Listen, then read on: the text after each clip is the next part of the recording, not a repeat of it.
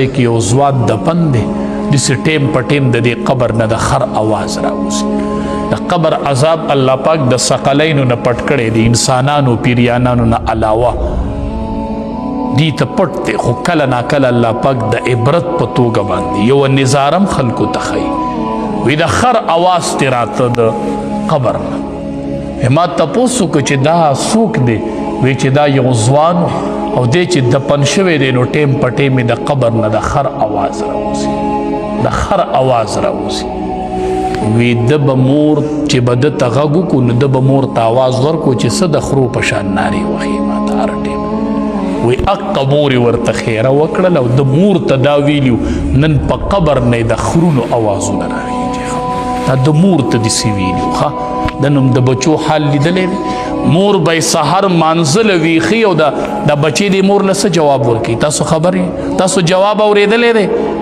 مور ته نن سپی وی، سپی سپی د قبر نه بری د سپو آواز راخیږي ښه، او چې مور ته خره وی د قبر نه بری د خرو آوازونه راخیږي. او به یې ویني، او به یې ویني، خو چې کته کوش شي ښه، چې کته کوش شي.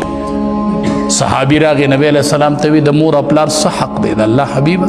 وی هما جنتک و نارک، ام ستا جنت دی ام دی دوزخ دی. بس که یا به جنت کیږي یا به دوزخ کیږي. بس ډیر خیال کوئ ښه ځوانانو، ډیر خیال کوئ. اوسني ځوانان په چرچه کې نه پوهېږي، د خولې نه ډېر ناکار الفاظ مور ته وځي، پلار ته ډېر ناکار الفاظ وځي. بچوړو خیال کوئ. نو هغې بل پکې څه وی؟ وی ربا زما د تره لور وه او ما ترې نه د ګناه مطالبه وکړله. نو هغې ما ته وی چې دومره پیسې راکړه، ما مزدوري وکړه، هغه پیسې مې پیدا کړې، امې د تره لور ته ورکړې. وی چې د تره لور سره مې د ګناه اراده وکړله نو وی تره لور مې راته وی چې اتق الله، د الله نه ویرېږه، اتق الله، د الله نه ویرېږه. بس رب ما په حق ټیم هغه ګناه پرېښې وه، رب اسباب راته برابر وو، پیسې مې ورکړې وې، خو وی چې اتق الله، هغه ټکی مې په زړه ولګېد، رب ستا د یرې مې زینا پرېښودې وه، که دا ګناه ما ستا د یرې پرېښې رب موږ ته دا ګټه خوانې. وی ګټ ښه خوا شو. هغه بل وی ربه تا ته علم دی چې ما سره یو مزدور کار نو د هغه مزدوري داسې لږې غونته دا چاول رخ شو، چاول مزدوري لږه غونته چاولو. وی ما وله ورکول چې هو دا د مزدوري دی. وی هغه وی چې زه دا نه علم زما ډیره کېږي جو لاړ رانه.